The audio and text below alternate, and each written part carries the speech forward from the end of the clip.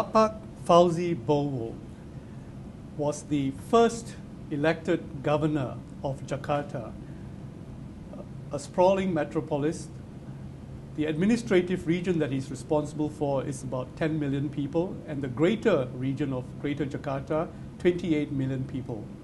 In a country that's growing very rapidly, and in this environment, growing very sustainably, and building a lot of infrastructure and capacity for its population. Jakarta is also a very cosmopolitan city, representing the diversity of Indonesia as a whole. And Bapak Fauzi Bowo is known to be within the political system, a career administrator, yes. Someone who grew up as That's correct. the administrator who's worked in Jakarta all his life. You were trained as an urban planner. I grew up with the administration. And you grew up with the administration. Yeah. Despite all the promises of Jakarta, Yes. all the promise that the city has, it's also a city that encapsulates the problems related with a growing economy. It is, yeah. Like Indonesia, That's correct. and like many cities of Other its size. development cities, yeah. You are somewhat ambivalent in terms of your position, and perhaps that's what we need to start this conversation with, on how the infrastructure for Jakarta is to be built going forward. One of the most obvious needs that anyone who has traveled into Jakarta today or travels into Jakarta is the need for transportation infrastructure. That's correct. Yeah. And yet, sometime earlier this year, after years and years of study in terms of building a mass transport railway system in the city, we were one of those who said, wait, this is not going to work. We don't have the money to fund it.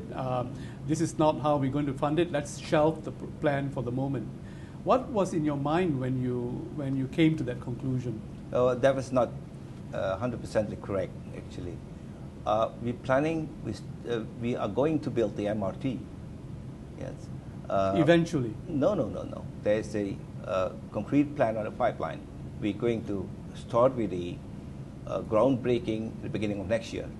So the phase that we are in now is it's a tender process for the project. This MRT is going to finance by the Japanese step loan, the special terms for economic partnerships. The first stretch would be about 15 kilometers from the southern tip of Jakarta into the middle of the city. So we're going to continue with the next stretch into the northern part of Jakarta, another 13 kilometers. And we are discussing now with many parties about the east-west corridor. Well, the reason I gave some statement, I think a year ago, that was about the monorail. Yeah. Because the monorail was a private initiative, and the private party has given up. So we had the option either to take it over or cancel it. Yeah. But currently, we're giving priorities to our BRT, one of the largest and most extended in Southeast Asia. Last year, 2010, the BRT the system was used by 90 million passengers trips. So it was quite efficient in a way, but for some part of Jakarta it's not enough. If you consider that 28 million people living in the surrounding area in the greater metropolitan of Jakarta, so we need heavy duty transportation, mass transport. That is the rail, which we're going to revitalize, and also the MRT, which we're going to build. Give us a sense of the funding mechanism that you finally came to a conclusion to. Why didn't you go to the bond market directly? And what is it that about the Japanese infrastructure funding mechanism which still is attractive today? Let me start with the Japanese funding, because the Japanese step loans offered a 30 years loan with plus 10 years grace period, and then with a very low interest, I think 0.45% adjusted. That is certainly attractive for a project like MRT, because this kind of project cannot be financed by commercial loan or by a public-private partnership. So what we're trying to select is what could be done by the private. We should leave it to the private. What cannot, it should be taken over by either public-private partnership or fully government-funded. The BRT, for example, on the other hand, so we are relying on our budget capacity. So we manage so far, but the more requirement will arise, we have to find for another ways as to fund the project. And but transportation is only one of the many, the long list that we have as far as infrastructure is Well, concerned. you've got other priorities like power, like water, Yes. and so on. Yeah. But just staying on transportation, does the Japanese funding come with limitations in terms of the choices that you would have been able to make? For example, the BRT choice itself, instead of going for the heavier rail transportation, which is quite obvious for a city like it's Jakarta. actually, we started with the BRT because of the limited funding that we had 5 years ago. But some of the corridors, the BRT corridors, now has to be moved somewhere else because as soon as we are ready with the MRT.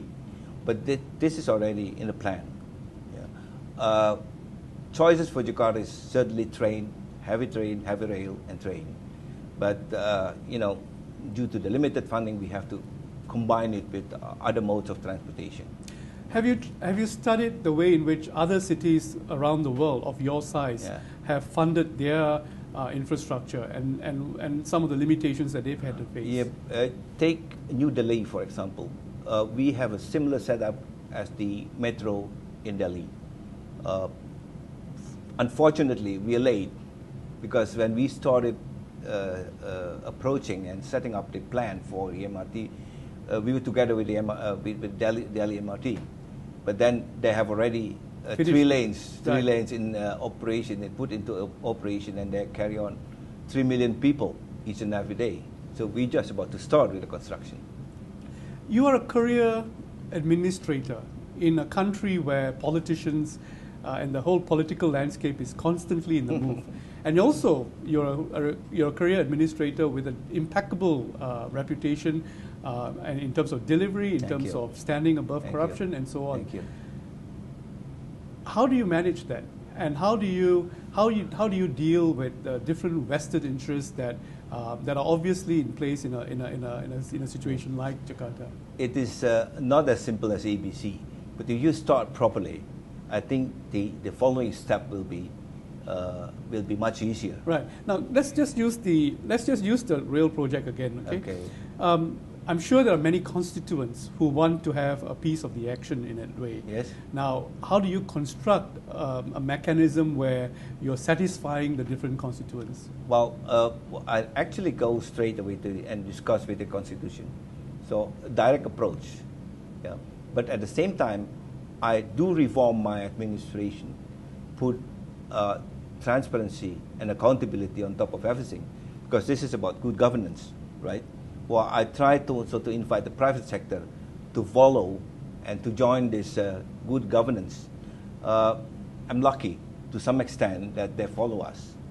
The slightly difficult part is actually to invite a political party to join, because they tend to, I would not say every political party, but they would, I should say, they tend to frame themselves from one election to the other election. And talking about MRT, talking about environmental issues, those are long-term issues. You need to educate also those people involved on the political party to be involved on the long-term on this long-term effort.